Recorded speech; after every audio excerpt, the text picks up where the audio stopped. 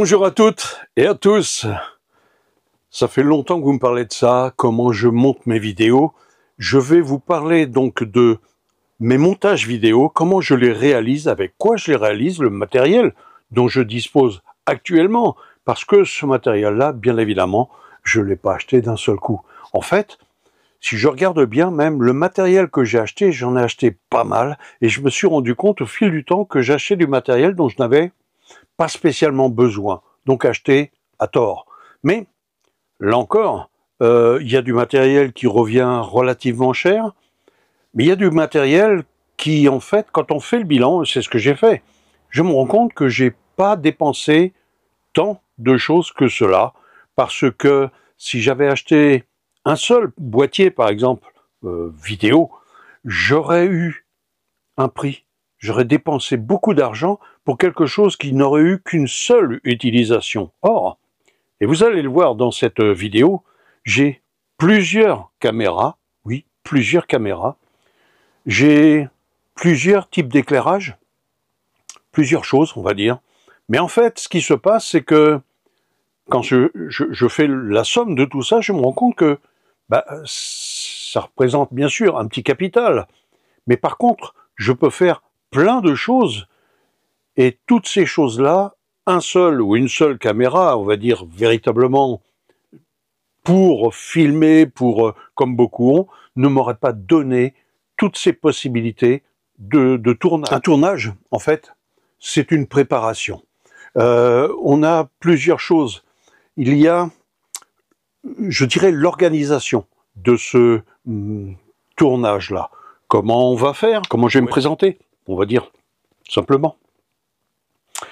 Ensuite, si c'est un petit peu technique ou s'il y a besoin de quelques éléments extérieurs, eh bien, je vais faire ce qu'on appelle de la documentation. C'est-à-dire que je vais aller chercher des éléments sur Internet, sur toutes ces choses-là, de manière à pouvoir, au moment du tournage, et surtout, c'est de pouvoir présenter ces choses-là. On prend un exemple. Vous voyez, là, ici, j'ai une ardoise. J'inscris sur cette ardoise, en fait j'en ai deux ardoises plus précisément, vous voyez, je vous les montre. J'ai deux ardoises. La première me sert de préparation brouillon, là il n'y a plus rien parce que le brouillon, il n'y en a plus. Et l'autre me sert justement à toute la présentation, toutes ces choses-là, comment je vais organiser mon tournage. Alors c'est juste, vous voyez, c'est pas le coup que ça représente ça. Donc ça, c'est pour la recherche de documentation. Je vais noter sur l'ardoise, par exemple celle-ci, la bleue, rechercher documents sur les caméras. Les caméras, celles que vous allez voir là par exemple, toutes ces choses-là, il a bien fallu que je me documente avant, que j'aille chercher les photos, que j'aille chercher toutes ces choses-là de manière à pouvoir vous les présenter concrètement, correctement. La partie de tournage, ce qu'il faut savoir, c'est que, par exemple, ce que je filme là en ce moment, même si je me trompe, et ça arrive à tout le monde,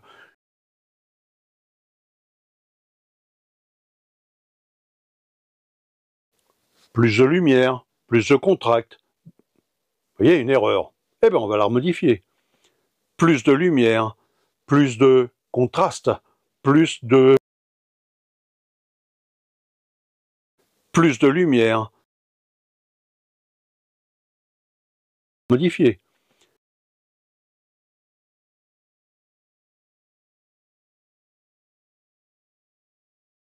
Si l'image a besoin d'être retravaillée, plus de lumière, plus de contraste, plus de couleur, plus une erreur, eh bien on va la remodifier.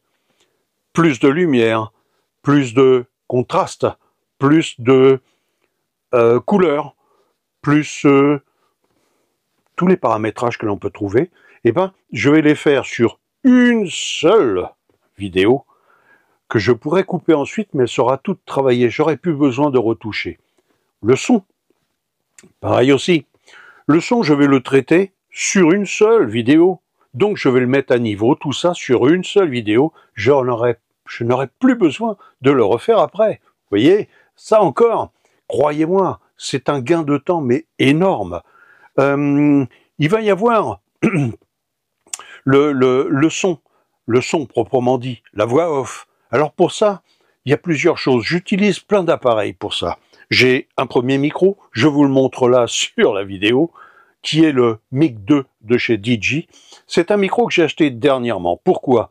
Parce qu'il a des propriétés, des capacités qui sont énormes et que j'utilise avec cette caméra avec laquelle je filme à présent. Et ça, c'est à force, je dirais, de filmer, de tourner. Ça fait 40-45 ans que je fais du tournage. Je l'ai utilisé de manière, on va dire, plus ou moins professionnelle. J'ai fait reporter. Donc, si j'avais eu ce matériel-là, j'aurais été heureux, mais comme vous n'imaginez pas. J'ai fait des clips vidéo, je vous montrerai. Tenez, il va en passer quelques-uns, là. Je les mets là, vous voyez. Ces clips vidéo-là, j'aurais eu ce matériel-là, j'aurais été hyper heureux. Ça m'aurait permis de faire plein de choses complètement différentes et surtout de qualité différente. Voilà, ça fait partie de ces choses-là. Au fil du temps, en fait, ce qui se passe, c'est qu'on choisit son matériel en fonction de ses besoins. Moi, forcément, je l'ai choisi en fonction de mes besoins, mais qui sont, croyez-moi, bien souvent, ce que beaucoup de gens réclament. J'ai cette tablette-là, vous voyez, à l'instant T, il y a la vidéo qui se tourne. C'est mon moniteur. Bon, j'ai failli le faire tomber. Je suis sans fil, rien du tout, et j'ai mon moniteur. Ça me permet de faire tout mon montage et surtout de pouvoir contrôler, de pouvoir piloter ma caméra même directement. Mais cette tablette-là, ce qu'elle m'offre, c'est quelque chose qui est géant. Pourquoi? Parce qu'une tablette, ça prend pas de place, ça se met n'importe où dans un bagage.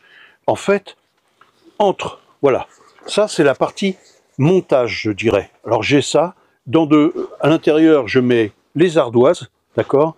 Je mets la tablette. J'ai le stylo pour le montage. J'ai bien évidemment le micro qui est là, le petit micro.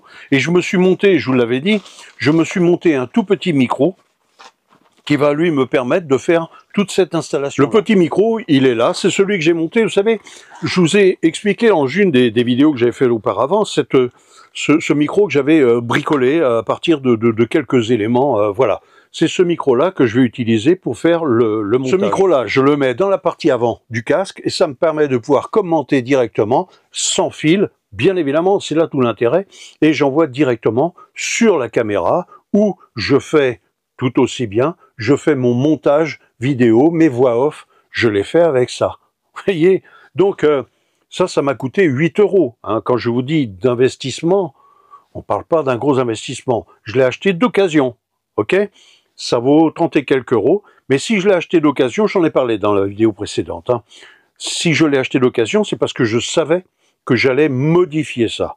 Voilà. Donc, étant donné que j'allais le démonter, j'allais perdre la garantie, je m'en fiche royalement dans ce cas, et je fais ce que j'ai à faire pour un prix, je vous dis 8 €, et voilà. Et j'ai un micro sans fil et de qualité, vous l'avez vu dans la dernière vidéo, de qualité exceptionnelle.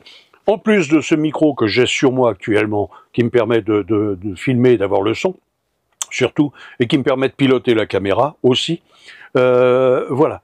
Ces deux micros-là me permettent d'avoir un setup au niveau micro, au niveau son, au niveau voix off, parfait.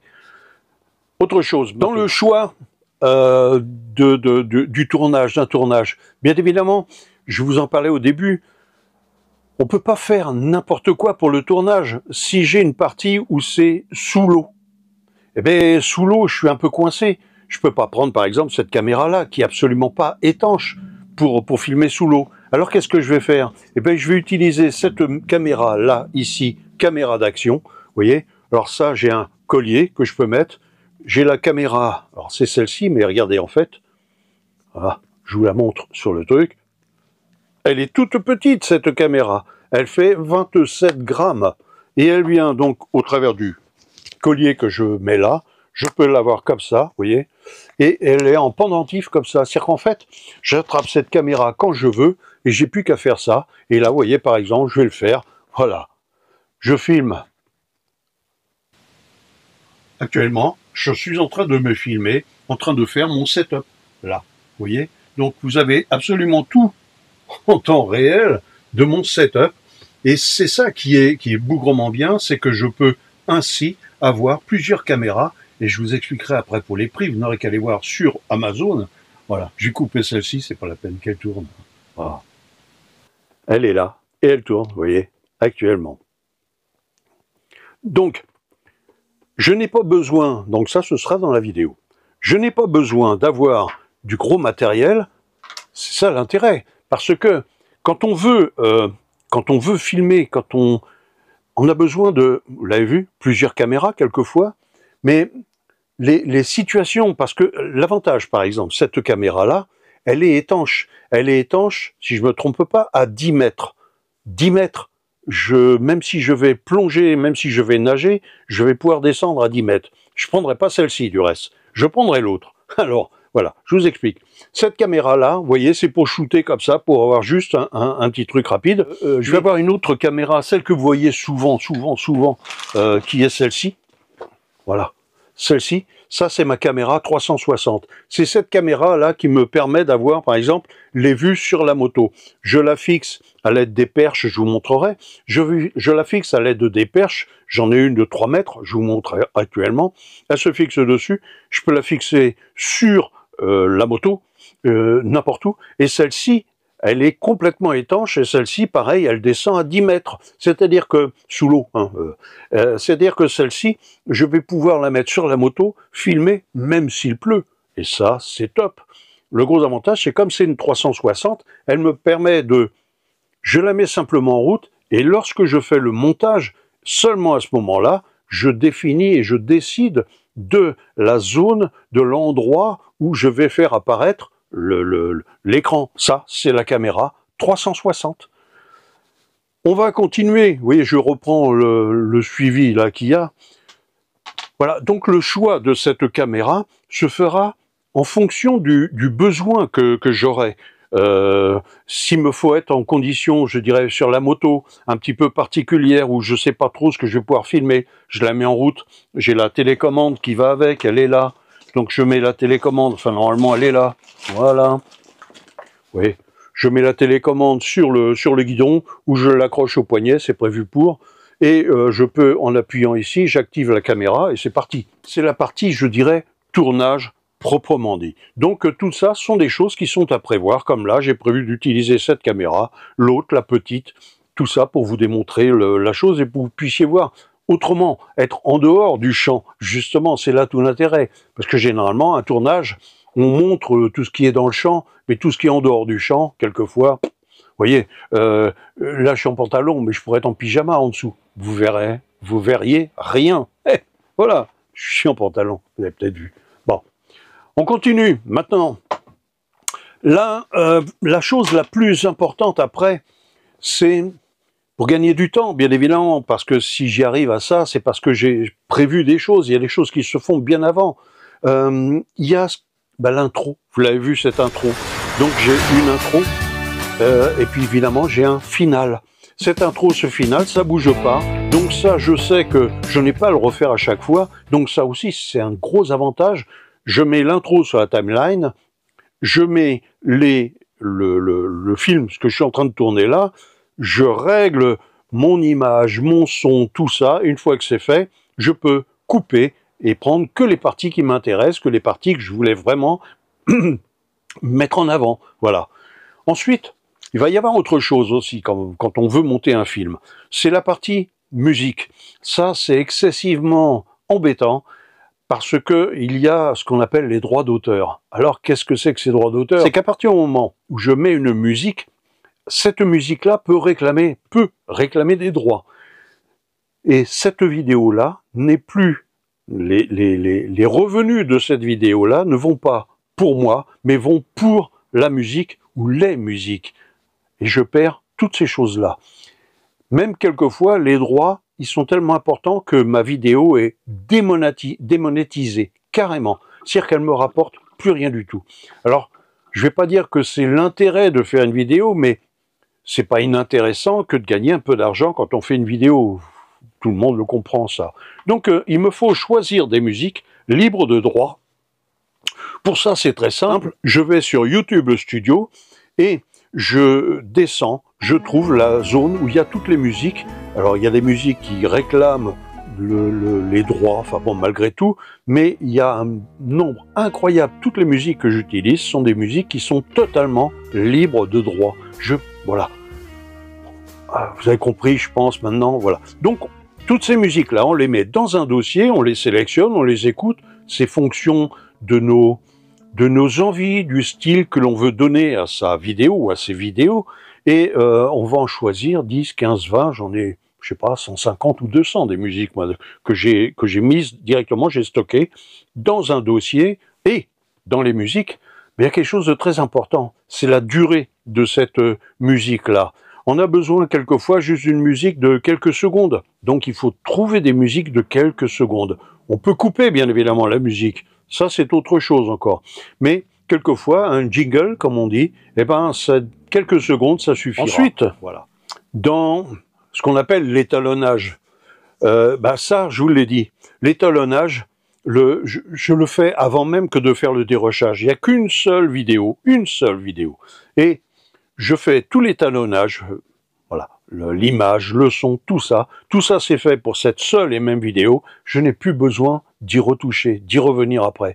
Et croyez-moi, c'est un gain de temps, mais immense, immense. On passe plus de temps à faire du travail sur le dérochage, sur... voilà. Donc là, comme ça, terminé. Une seule fois, ça dure 2-3 minutes, et c'est fait. On n'a plus besoin d'y revenir. Et ça, croyez-moi. Une chose qu'il faut comprendre, c'est que si on parlait de musique, si on parlait d'image, si on parlait de toutes ces choses-là, il y a aussi la banque de sons. Vous n'imaginez pas, parce que l'avantage d'une banque de sons, c'est que, enfin, de mettre du son dans ces vidéos, plus exactement, c'est qu'elle donne une ambiance. Bien souvent, peut-être l'avez-vous remarqué, la dernière vidéo que j'ai faite sur l'intro, par exemple, pour la Corse. Vous savez, quand je démarre simplement et où je cherche un petit peu à savoir ce que je vais faire, je me promène et ainsi de suite. Et bien à ce moment-là, vous entendez les corbeaux, vous entendez tout ça. Tout ça, c'est déjà dans un dossier où il y a tout un tas de bruits, des bruits de vent, des bruits de mer, des bruits de forêt, des bruits des chants d'oiseaux. Toutes ces choses-là sont déjà répertoriées. Je n'ai plus qu'à aller les chercher dans ma banque de sons, si toutefois je veux une banque de sons. Et ce qu'il faut comprendre, c'est qu'en ayant fait ainsi, je m'imagine le scénario, je l'ai construit plus ou moins, mais j'imagine le scénario et je me dis, tiens, je vais ajouter ça en même temps. Ce qui fait que je vais choisir une image qui va bien coller, qui va être... voilà. Alors ça va être soit, je vous dis, des chants de corbeaux comme cette fois-là, soit autre chose. Mais la mer, par exemple, j'ai plus qu'à m'orienter véritablement sur le bon angle de la prise de vue. Et concernant la prise de son, même si le son est pas génial, qu'il y a du vent, tout ça, je m'en fiche parce que j'ai des bruits de mer et ça viendra s'ajouter. On retirera le son réel, c'est ce que j'appelle de l'édulcorant. J'ai travaillé sur du film en tant qu'ingénieur son, sur un film qui s'appelle Mon nom est Saint-Martin, vous voyez, vous le trouverez pas, cherchez pas, c'est un DVD qui a été fait, donc vous pouvez le trouver, alors ce DVD-là, peut-être pouvez-vous le trouver à Saint-Martin, l'île de Saint-Martin, hein, pas, voilà, mais ici en France, ça m'étonnerait que vous le trouviez, voilà, donc j'ai travaillé comme ingé son sur ce DVD-là, c'est un film qui dure 80 minutes. Et ce qui se passe, c'est que toute la partie son, c'est ce que j'appelle de l'édulcorant. Imaginez ce que ça change, parce que les gens pensent que le son n'est pas important dans une vidéo. Mais si on prend l'exemple, si une voiture passe dans une vidéo, et si on coupe juste au moment où la voiture passe, ça veut dire qu'on a juste le son de cette voiture au moment où on a coupé, d'accord? Donc la partie que l'on a où il y a la voiture, ça s'entend. Mais avant, on n'entend rien. Alors ce que l'on fait, le son de la voiture, on peut le trouver. Un son de voiture qui passe, on peut le trouver. Mais on passe le son de cette voiture-là avant qu'elle ne passe dans la vidéo. C'est-à-dire qu'on sait même si elle va passer à droite et qu'elle va aller sur la gauche ou inversement. Ça ajoute un relief qui, croyez-moi, est super important dans cette vidéo. Si vous regardez un film de manière plus attentive, vous verrez que dans un film, un type qui marche sur du parquet, vous entendez les pas sur le parquet, alors qu'on n'entend pas tant que ça les pas sur le parquet, ou alors il faut vraiment avoir des gros godillots et le faire exprès. Mais là, on ajoute ces pas-là, on les a filmés, on les a pas filmés, mais captés, et on va les augmenter, les amplifier de manière à ce que ça devienne plus l'élément, je dirais, important. Voilà. C'est incroyable le son dans une vidéo. Bon, autre chose. Vous avez peut-être remarqué, je vous mets sur la voie, vous avez peut-être remarqué que quand on est au téléphone, on n'entend pas forcément l'écho de la pièce. D'accord ? Et bien ça, c'est dû au simple fait que les téléphones ont non seulement des logiciels qui gèrent le son, mais il y a surtout des captations. Le micro est spécial pour ça. Vous avez quelquefois les casques, et ça, avis à ceux qui, c'est pour aider, ça c'est pour monsieur tout le monde, je dirais. Le casque, vous parlez dans votre casque, vous avez les écouteurs, vous avez le micro, et la personne qui est au téléphone de l'autre côté vous entend très bien, même si ça résonne dans la pièce, elle vous entend très bien. Et bien c'est ça. Voilà une des utilisations, par exemple, d'un casque qu'on peut faire. On a les écouteurs, on a le micro, et tout ça, ça passe sans problème, et on peut faire un montage son et correct. Quand j'ai commencé mes vidéos sur YouTube, je faisais toutes mes vidéos sur ce téléphone-là. C'est-à-dire que, si vous les regardez, mes vidéos, elles ne sont pas exceptionnelles. Mais elles sont faites juste avec un téléphone. C'est-à-dire que le son, toutes ces choses-là dont je vous parle, ça a été fait uniquement sur un téléphone. Alors, c'est plus précaire quand on... les vidéos, la captation, il faut avoir le téléphone, il faut être... Mais c'est tout à fait possible. C'est tout à fait possible. Donc, beaucoup de gens me disent « Ouais, mais on ne sait pas faire ou on ne peut... » Mais juste un téléphone, c'est tout. Et il n'y a pas besoin d'un téléphone de haut de gamme parce que ça sert strictement à rien de balancer 1500, 1800 € dans un téléphone. Celui-ci, il vaut rien et l'autre que j'avais juste avant, il valait... Enfin, il m'a coûté 1 € en fait. C'est mon opérateur qui me l'a offert. Voilà. Donc, pour vous dire que on ne peut pas parler d'argent mis dans le matériel. J'ai un peu de matériel, ça m'a coûté un peu d'argent, certes, mais j'en fais des vidéos. Maintenant, je vais très probablement d'ailleurs aller faire une vidéo dans le sud pour une personne. Voilà. Faire des vidéos, c'est pas une question d'argent, c'est une question de débrouille, tout d'abord. Mon arme fatale, c'est la tablette Xiaomi Pad 6 Pro. Elle est incroyable. Elle a 12 Go de RAM et 512 Go de mémoire. Et associé au logiciel KineMaster, je peux faire tous mes montages en 4K, faire mes doublages son, mes habillages, tout ça sur ce logiciel. Ce qu'il faut. Alors là, par contre, on va revenir à cette chose-là. C'est un logiciel. Le logiciel, je l'ai depuis maintenant, je sais pas, 4 ou 5 ans, c'est KineMaster, par exemple. Voilà. Je n'utilise plus du tout, mais plus du tout, tous ces logiciels qui sont sur ordinateur. Pourquoi ? Il faut l'ordinateur, il faut tout un tas de choses. Et je vais partir en voyage, là, avec la moto. Vous croyez que je vais prendre un ordinateur, même portable ? Vous croyez que je vais prendre l'alimentation, que je vais prendre tout ça ? Non, je peux pas j'aurais pas forcément du 220, et surtout pas sur la moto. Donc il me faut que des choses que je puisse charger à partir de la moto. Et là, vous voyez, ma tablette, là, elle tourne. Hein, c'est une tablette. Donc, je veux dire par là, c'est que j'ai pas besoin de 220 pour la faire tourner. Et puis surtout, c'est que le montage, et je vous montrerai, le montage va se faire à partir de cette tablette-là. Donc, avec une tablette, je peux faire le montage, le stockage des vidéos.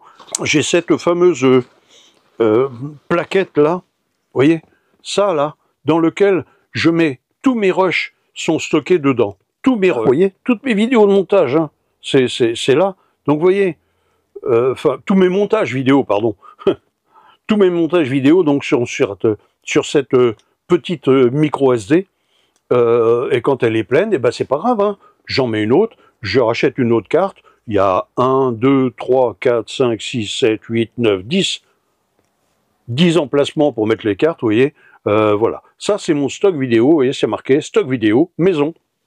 Voilà, je mets ça là-dessus, ainsi je peux retrouver mes rushs d'il y a 5-6 ans, sans problème, je peux les remettre dans une autre vidéo, et surtout, et c'est là où on va en venir, c'est que après, il y a la partie logicielle. Je vous ai dit, donc KineMaster, c'est une chose, c'est pour faire le montage, mais il y a tout le reste. Pourquoi j'utilise par exemple cette caméra-là? Pourquoi je l'utilise? Pourquoi j'utilise celle-ci? Eh bien tout simplement parce que Insta360 a un logiciel qui me permet donc de sélectionner directement à partir de la tablette, je vous montrerai sur la vidéo, de sélectionner à partir de la tablette les films que je veux qui sont sur la caméra et je les importe sur la tablette. Et ça, c'est hyper rapide. Et ça, c'est hyper important. Donc, puisque je vous parle là de monter des vidéos rapidement. Vous voyez, et de qualité, je n'aurais pas la prétention de dire professionnelle, mais qui apporte quelque chose voilà. Je vais faire une vidéo, j'irais dire de Monsieur Tout le Monde. Pourquoi? Ben, je pense à une personne, Jean-Luc, Luc, qui monte ses vidéos où il y a de la musique, bon, voilà, mais ce sont des vidéos qui sont superbes, mais véritablement superbes, et c'est juste dommage, c'est que il n'y ait pas un petit commentaire de temps en temps pour parler de choses et d'autres, pour voilà. Et ça, c'est tout simplement parce que son mode de montage est hyper compliqué, et qu'il ne peut pas avoir tout ça, sauf avoir du gros matériel. Je l'ai, ce gros matériel, j'en ai eu, je ne l'utilise plus. En fait, j'en ai à vendre du gros matériel de vidéo. Vous voulez démarrer en vidéo, il ne faut pas grand-chose. On arrive très facilement à avoir du matériel maintenant. Un téléphone, un simple téléphone peut faire le job. Une tablette, même si on n'est pas en 4K. Aujourd'hui, je suis en 4K, mais c'est parce que je veux cette qualité-là pour plein de choses. Parce que j'ai oublié une toute petite chose, c'est qu'aussi je travaille avec le drone. Voilà. Ce drone-là, c'est encore autre chose. C'est-à-dire que je vous ai parlé de caméras qui permettaient d'aller dans les recoins, de caméras qui permettaient de filmer dans tous les sens, et après on choisit dans quel sens on veut, quel champ on veut prendre.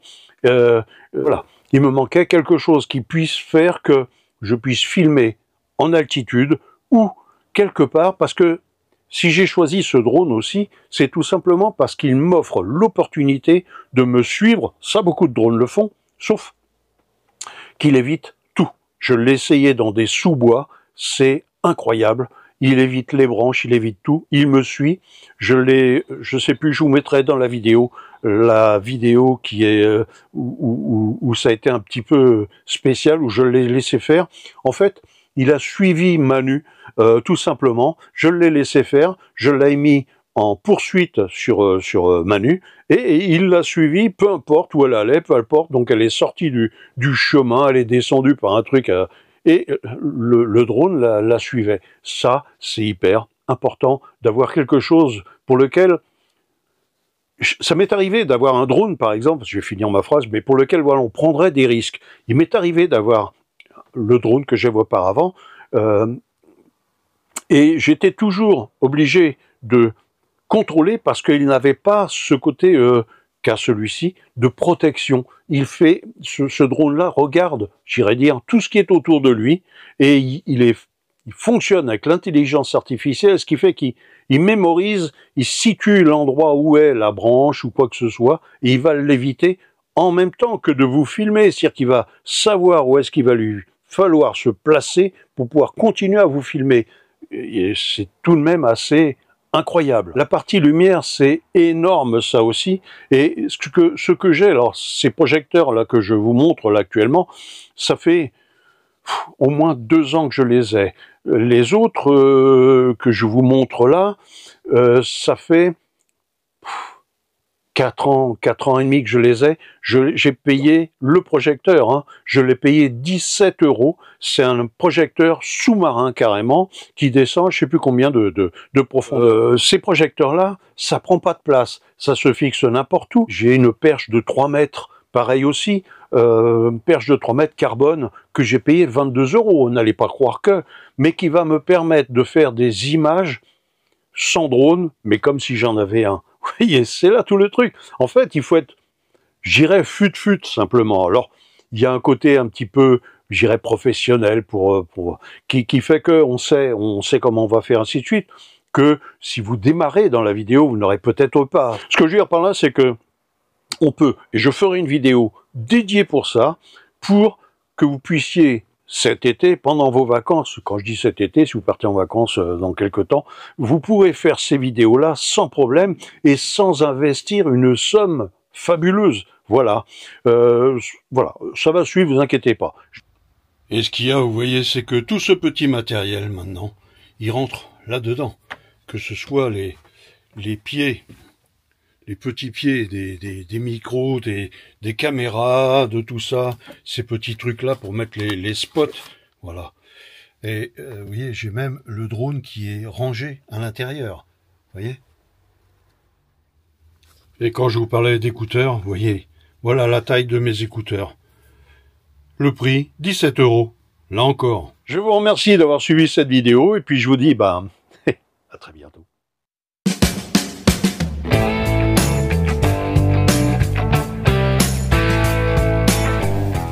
Si cette vidéo vous a plu, likez et puis abonnez-vous pour la prochaine. Allez, à bientôt.